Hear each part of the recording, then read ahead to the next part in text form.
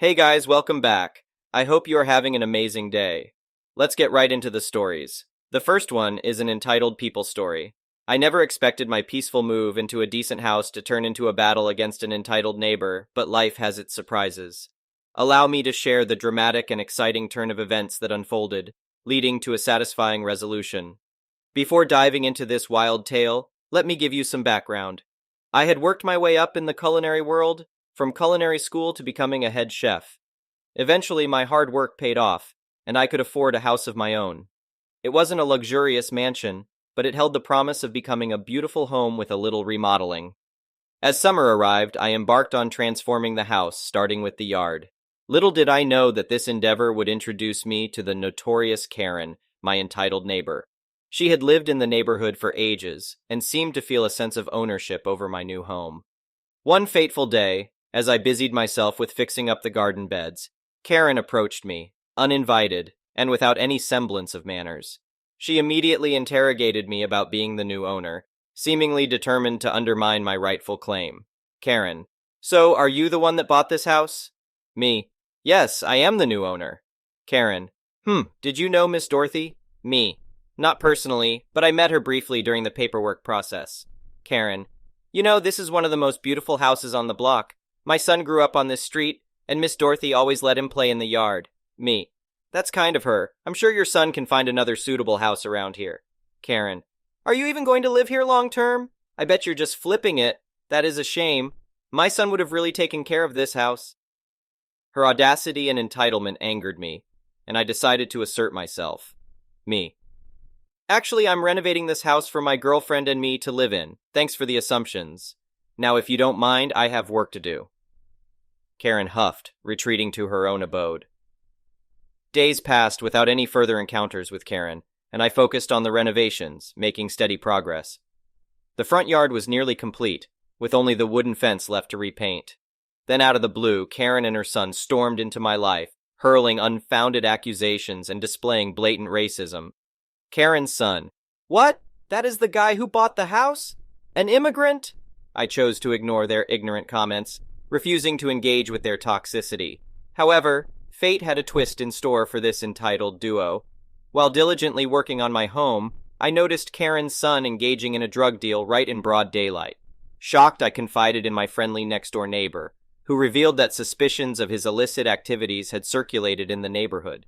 The mother, Karen, had been protecting her son, shielding him from the consequences of his actions. Determined to expose their wrongdoing, I installed security cameras, capturing incriminating footage of Karen's son involved in the drug deals. I wasted no time promptly delivering the evidence to the police. Justice would prevail, and the son and mother were both arrested. Their entitlement and deceitfulness had finally caught up with them. Reflecting on this bizarre series of events, I couldn't help but wonder why those who engage in the dirtiest deeds are often the first to point fingers at immigrants like myself. The entitled often hold themselves to double standards, blinded by prejudice and ignorance. As for me, I continued to transform my house into a true home, now free from the shadows cast by Karen and her son's entitlement. The neighborhood rallied around me, showing support and appreciation for my resilience in the face of adversity. I learned that unity and integrity can triumph over entitlement and prejudice, leaving a lasting impact on the community. The next one is a pro-revenge story. My best friend Karen is a first-grade teacher, and as soon as she told me this story, it gave me such a sense of justice that I knew I had to retell it here. TLDR at the end.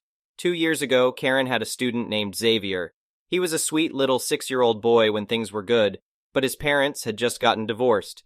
His mom wasn't that great even before she was out of the picture, and his dad was quite disengaged from both his son's behavior and his IEP, Individualized Education Plan. Rather understandably, Xavier acted out in class. He would refuse to listen to Karen, push other kids, and disrupt class in more ways than I could possibly list. Now Karen worked her ass off with Xavier to improve his behavior and get his dad more involved in a positive way. She would often call me and talk about it to decompress because that's what friends were for. But occasionally Xavier went too far and did something she couldn't just deal with in class, like trying to stab another student in the hand with a pencil. On those occasions, she wrote him up with a referral and sent him to the vice principal, VP. But surprise, surprise, the VP was absolutely no help whatsoever. He would joke around with Xavier, refuse to address the problem Karen sent Xavier there for, give him candy, and then lecture Karen for writing up a 6-year-old for any reason because it reflected badly on the VP. I'm pretty sure this has to do with the bullcrap known as merit pay, but whatever. Unfortunately, his actions made it significantly harder for Karen to help Xavier. To top it all off, Karen figured out after a few referrals that the VP logged into the system and erased each of Xavier's referrals, thus erasing all evidence of Xavier's pattern of behavior. In a word, this is bad. I know nothing about education, but I damn well know that much. My brother was a holy terror in elementary school and got in so much trouble from 3rd to 6th grades that both the principal and vice principal were on a first-name basis with my mom. Those records sure didn't disappear, not into the shredder and certainly not into the digital ether. She reported this to her higher-ups who weren't the VP, but they both told him about the complaint, and specified that Karen was the one making the complaint. The VP was cold and rude to her after that. Nothing was done about it because it seemed to be a one-time thing. But now Karen knew what to do. Every time she had to write Xavier up again, which blessedly happened less often as the year went on, she meticulously documented everything herself. She sent herself all the relevant stuff, saved the emails, the whole shebang. By the end of the year, Xavier's behavior had greatly improved thanks to her mentoring and the various ways she learned to engage with him in the classroom. She even talked to his 2nd grade teacher to make sure the woman knew how to work with Xavier. God, Karen went above and beyond for this child.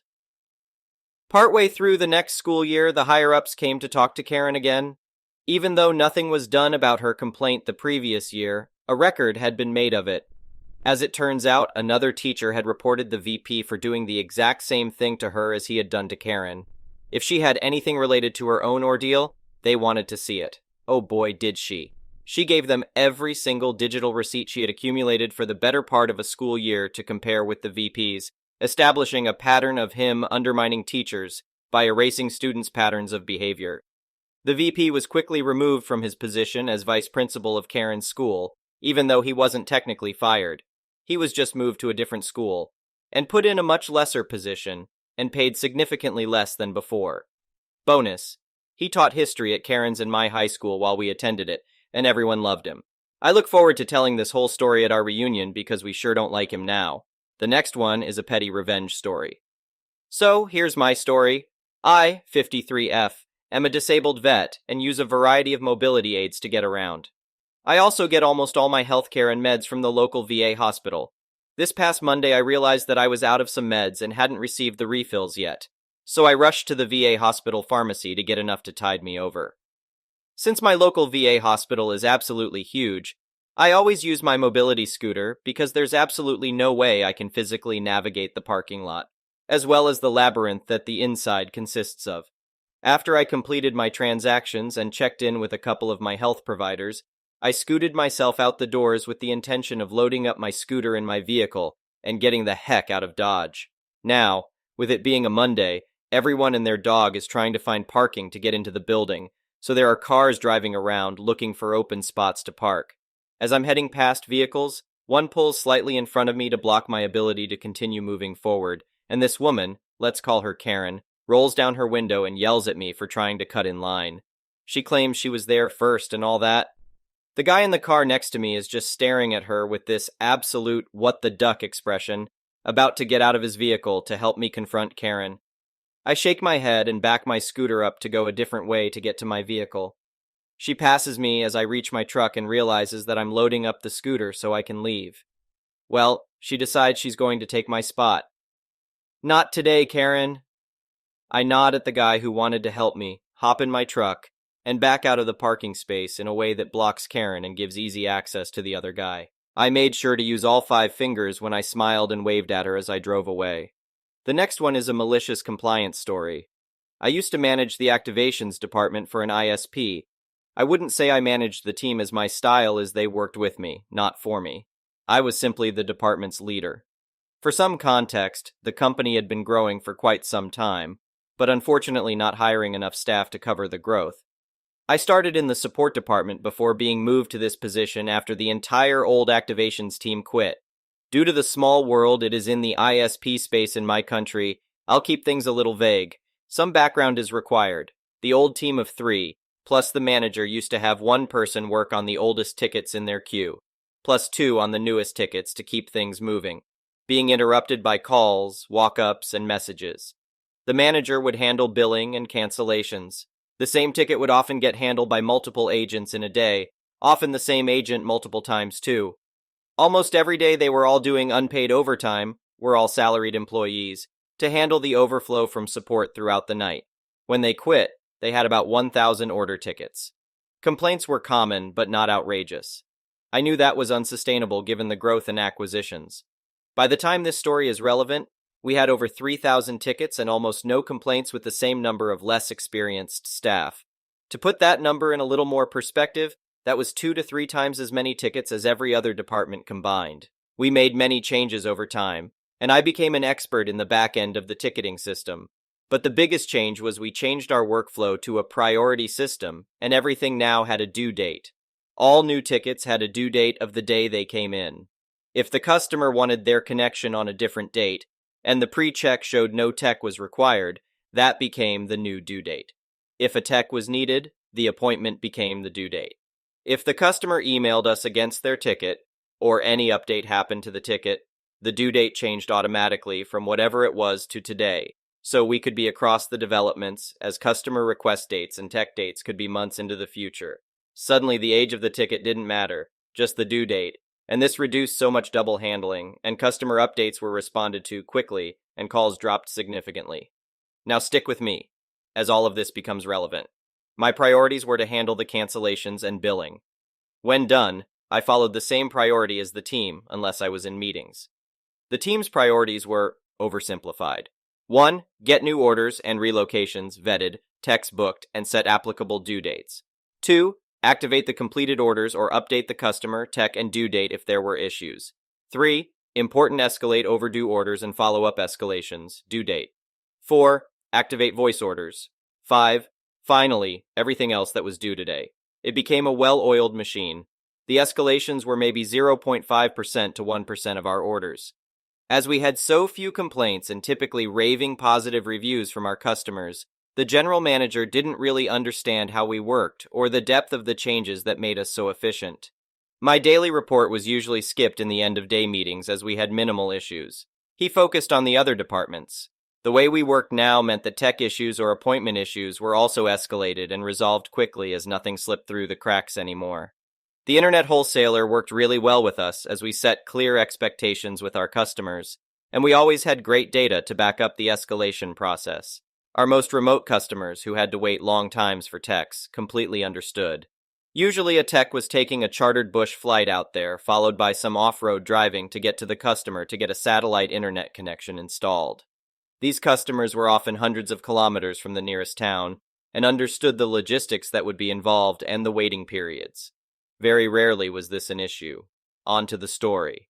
Now, while we had so many orders coming in, we had just as many, usually more some days, customers canceling their services, largely due to the long support wait times or poor quality support response emails. This meant the general manager was panicking about our record showing we were losing customers to the board and shareholders. In front of everyone, he had a massive yelling fit directed at me about the company's negative growth, and this was my fault, and I needed to have every customer connected within 3 days. Or else we escalate it. We have too many orders not connected. No more excuses from the wholesaler. Did I mention they were great and moved heaven and earth for us? Escalating these and getting them connected was our #1 priority. Follow them up daily. He'd had enough of my team slacking off, etc. Everyone's jaws around me dropped. They knew we weren't perfect, but we were the smoothest running department in the company. I saw red and took a breath. That's fine. Cue malicious compliance. After that public dressing down, I immediately sent him an email confirming what he just said. I got it back in writing. Techs take longer than 3 days. Those orders and escalations become our #1 priority. He didn't say business days. So I sat with my team and informed them that our ticket queue is going to be in a world of hurt. But we need to make it clear to him that he doesn't understand how we work, what we do, and that the way he spoke about us was inappropriate. They are not to stress about the numbers. They are not to do unpaid overtime. I don't care that they are on a salary. Salary accounts for reasonable overtime, and this is not reasonable. They are to end work when their shift ends. Do not accept time off in lieu, only accept paid overtime. I will take the fallout. They aren't paid to be stressed. Most days we have to work on about 300 tickets total. And today was a Friday. Customer not getting connected until Tuesday. Well, that's 4 days. Escalate. Customer's roads impassable due to a flood, so tech has to wait for dry weather. Too bad. Escalate. We escalated about 50 new orders that day, which meant Monday we had the usual weekend and Monday orders plus those 50. That day over 100 new orders were escalated, plus the 50 followed up. So our queue reflected we had about 450 tickets due. Less than a third of the new connections got connected, even though a tech wasn't needed. The next day, the same thing, except only a handful of orders got connected. Now we had 600 tickets, overdue. By Thursday, support's being hammered by people asking about their connections. Overdue tickets hit the thousands. Wait times blew out, orders got canceled, complaints got raised. Come the next Monday, the support managers were screaming at me to get my department in order. I directed them to the general manager. A meeting was called with all department managers over the current state the business found themselves in. When I was asked what was going on, I simply pointed to the email, referenced the dressing down my team got, and informed him I was simply following orders. That's ridiculous. Use your brain. The next one is an entitled people story. This will not surprise some people who commented on my previous post because my parents did some of the exact things they said they would, which was wanting either my money or my signature. I did expect the classic lines of narcissists saying that I owed them or give me some kind of socialist BS of sharing the wealth. But that was just my imagination running wild. The ensuing situation was somewhat similar to that, but much more tame, I guess you could say. They seemed to know not to push me too far now, and were mostly aiming for pity. It began when my parents recently got in touch with me through social media and asked for a meeting in a public place of my choosing. It just screamed trap, but I wasn't afraid. In fact, I was amused. They know I'm not to be messed with anymore, so I could only wonder what they wanted this time. I picked a local restaurant that may have a name of an olive and a garden in it, and we met up there. Dan was with them, but he kept his mouth shut most of the time. We had awkward greetings, ordered some drinks, and then cut to the chase. My parents begged me to help Dan get his own apartment so he could finally move out. Apparently, Dan's credit isn't so great. Gee, I wonder why. Could it be his wife regularly spends him into a hole?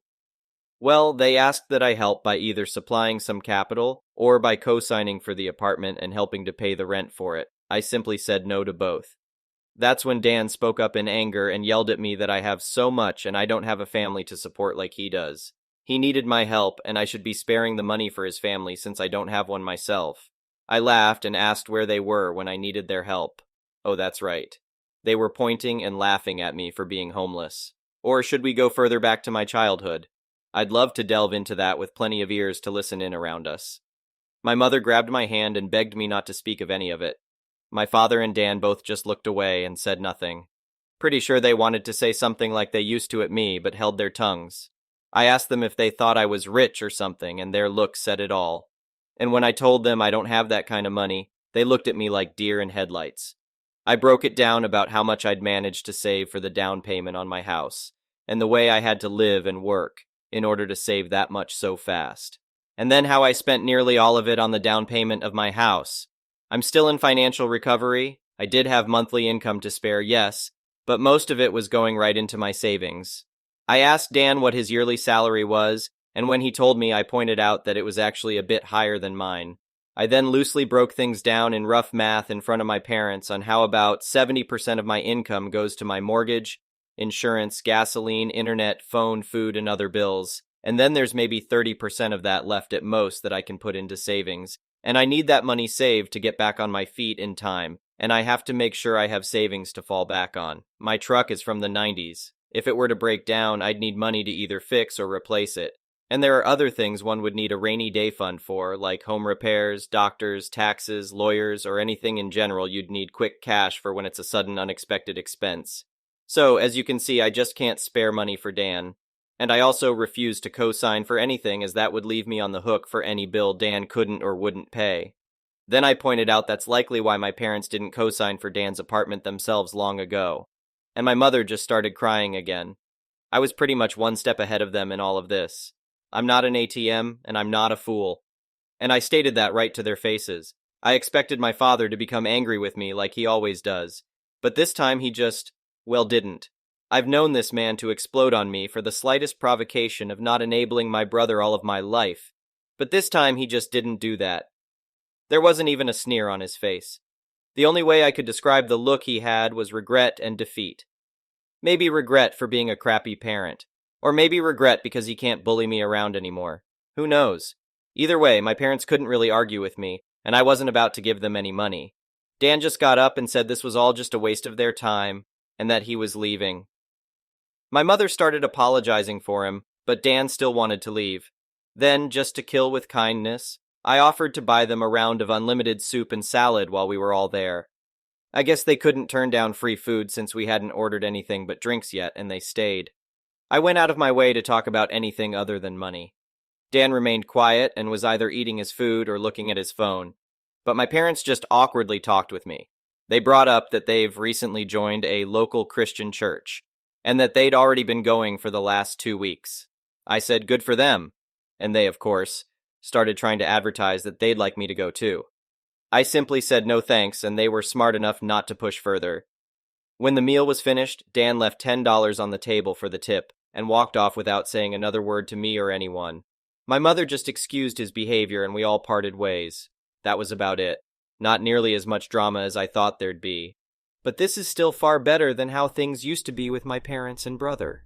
As for sister-in-law, well, she's been regularly complaining online about my parents. She really doesn't seem to like the fact that she's not the queen bee of their house. And I think her toxicity is finally getting to them. Why else would they be so desperate to come crawling back to me? Sister-in-law actually wants my parents to move into a camper like I had to do in order to make space in the house, and she's being told no every time. She does seem to have a following of Karen-minded people like her, though, because here and there I get messaged by someone I don't know who are intent on raging at me for not giving up my house for sister-in-law. I don't bother to argue with these people anymore, I just block and move on.